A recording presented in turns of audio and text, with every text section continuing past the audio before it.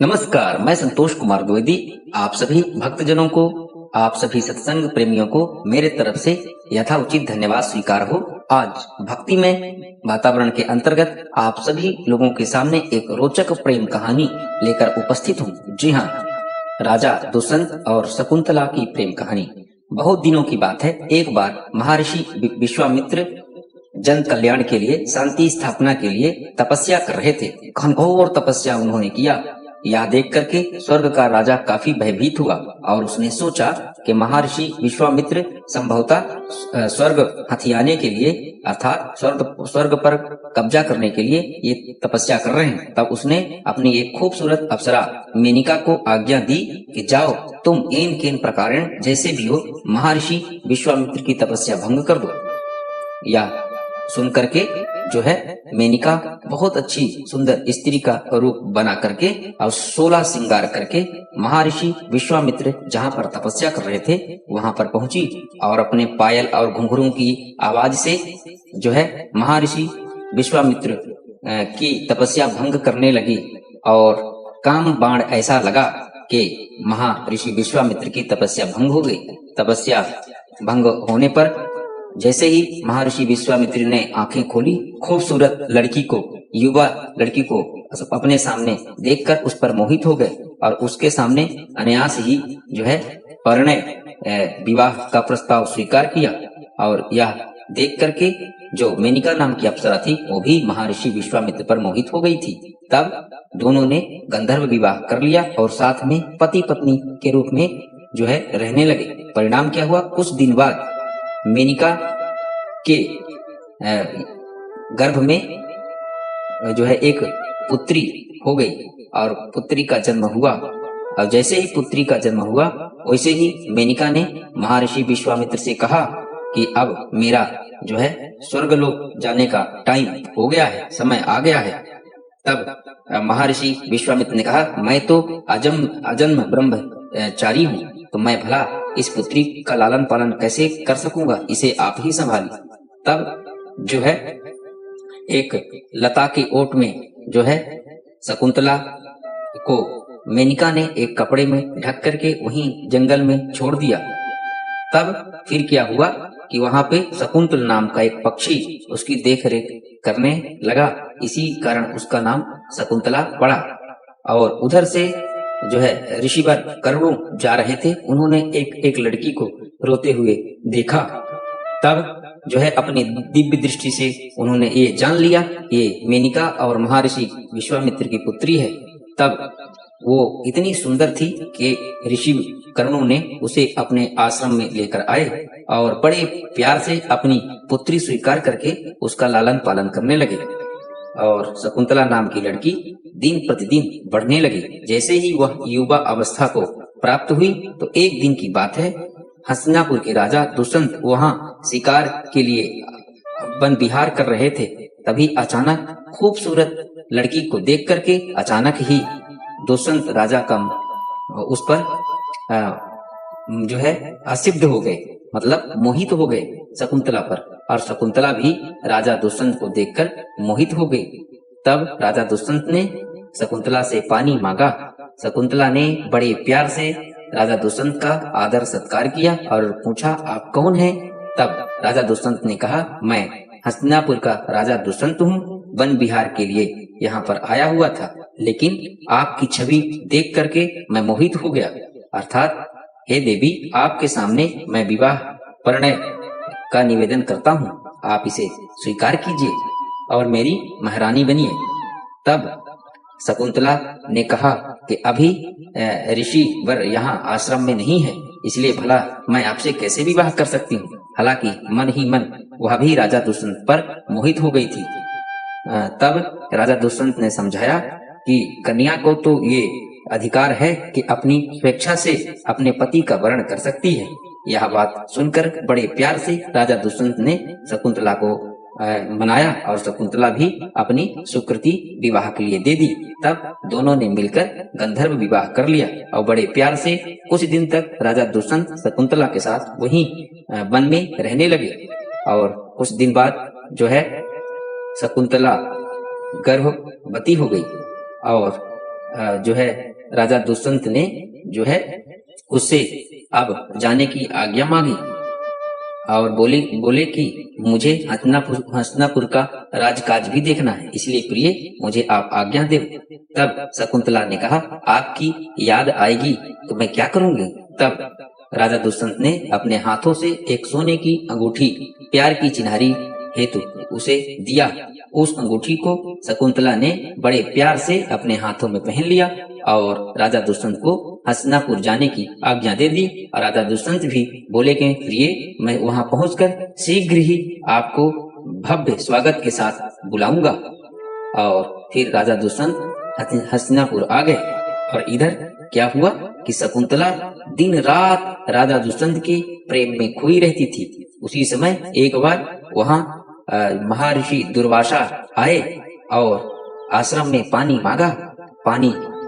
मांगा, किंतु शकुंतला राजा दुष्यंत के प्रेम में इतनी खोई थी कि महर्षि का सही ढंग से स्वागत सत्कार नहीं किया। यह देखकर दुर्वासा ऋषि को क्रोध आ गया और उन्होंने कहा कि हे युवती, मैं कब से पानी मांग रहा हूँ, लेकिन तुमने हमें पानी नहीं पिलाया। पता नहीं किस सुध में खोई हुई हो। जाओ, मैं तुम्हें श्राप देता हूँ कि जिसकी याद में तुम खोई हुई हो वो तुम्हें भूल जाएगा।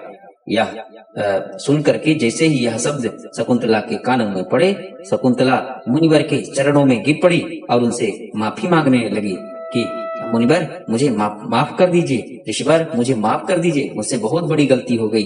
रोने लगी।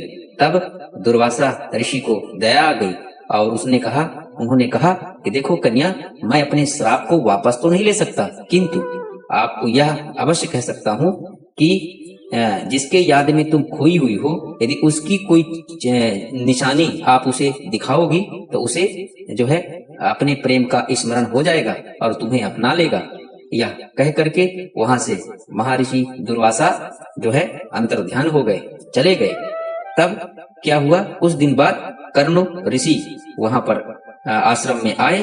तब शकुंतला ने सारी बात कर्ण ऋषि को बता दी। कर्ण ऋषि काफी प्रसन्न हुए और बोले कि अब तुम विवाहित हो गई हो, इसलिए पुत्री का पिता के घर में विवाह के बाद रहना उचित नहीं है। अतः मैं तुम्हें हस्तिनापुर भिजवा देता हूँ तुम्हारे पति के यहाँ, और अपने कई शिष्यों के साथ में व्यवस्था करके डोली ले करके और कर्ण ऋषि ने शकुंतला को जो है वहां भिजवा दिया। और तभी शकुंतला के एक बच्चा हुआ और बच्चे के साथ वह हस्तिनापुर राज दरबार में पहुंच गई और राजा दुष्यंत को देख करके प्रणाम की और शकुंतला ने उसे सारी बात बताई अपने विवाह की, और लेकिन जो राजा दुष्यंत ने अपनी जो चिन्हारी दिया था, तब वो चिन्हारी क्या हुआ कि जब वो नौका में आ रही थी नदी के रास्ते, तो अचानक उसकी जो अंगूठी थी वो नदी में गिर गई थी।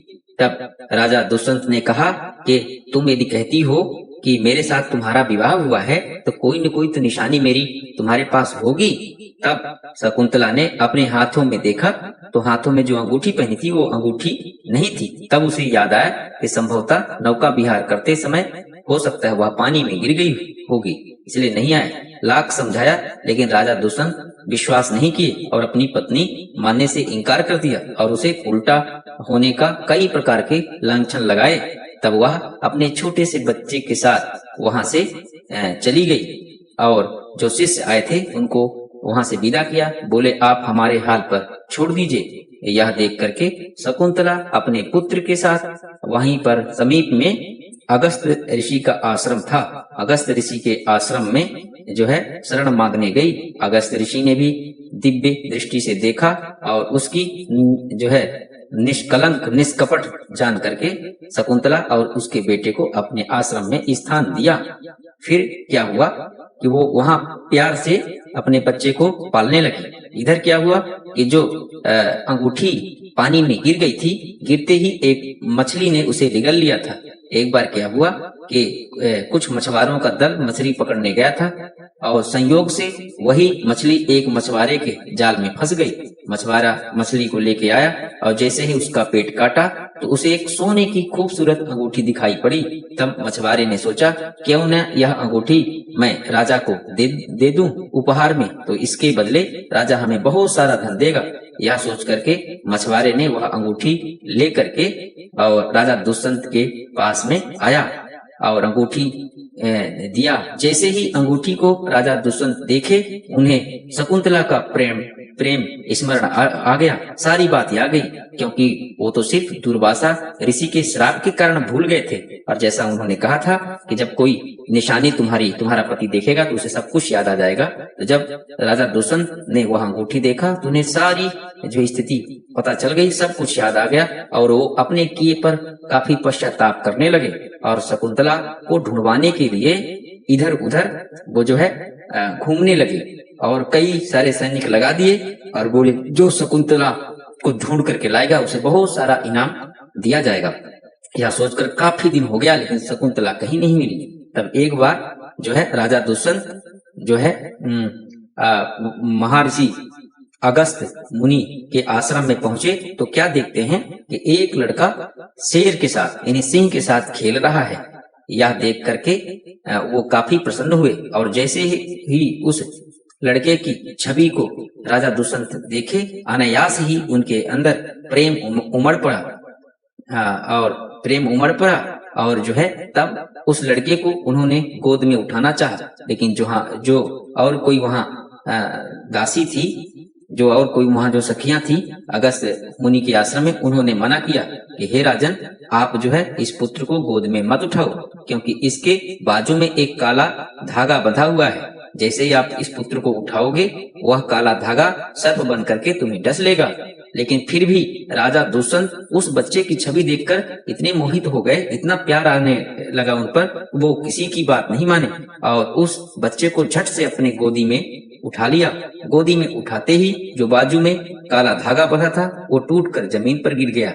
तब जो दासीगण थी उन्हें बताया गया था कि जिस दिन इस बच्चे को इसका पिता गोद में उठाएगा उसी दिन यह धागा जमीन पर टूटकर गिर जाएगा।